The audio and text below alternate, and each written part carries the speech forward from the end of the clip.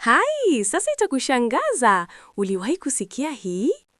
Kisa cha kutisha cha utekaji nyara kinachomhusisha bilionea wa Hong Kong Li Ka-shing kimeibuka tena, kikivutia hisia za dunia kwa namna yake ya kipekee ya utulivu chini ya shinikizo.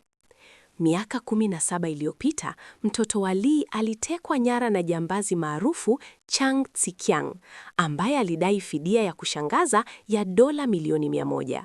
Tukio hilo la hatari kubwa liliishtua dunia na kuibua hofu kubwa kuhusu usalama wa moja ya familia mashuhuri zaidi barani Asia. Hata hivyo, yaliyofuata yalibadilisha tukio hilo kutoka hadithi ya uhalifu kuwa somo la utulivu na mbinu za busara.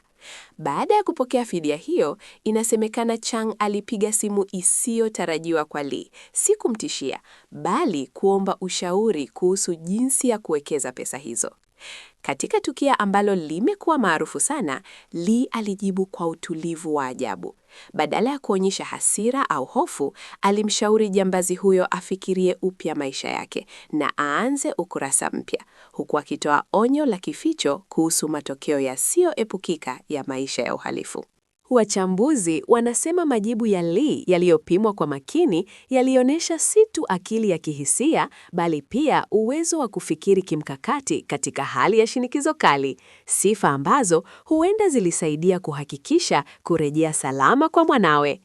Miaka mingi baadaye, simulizi hii inaendelea kusambaa kwa kasi kupitia vyombo vya habari na mitandao ya kijamii, ikichochea mijadala kuhusu ujasiri, uongozi na nguvu ya utulivu katika nyakati za hatari kubwa. Mimi ni ripota wenu pendwa, Charity Charlie, na hii ni SSN.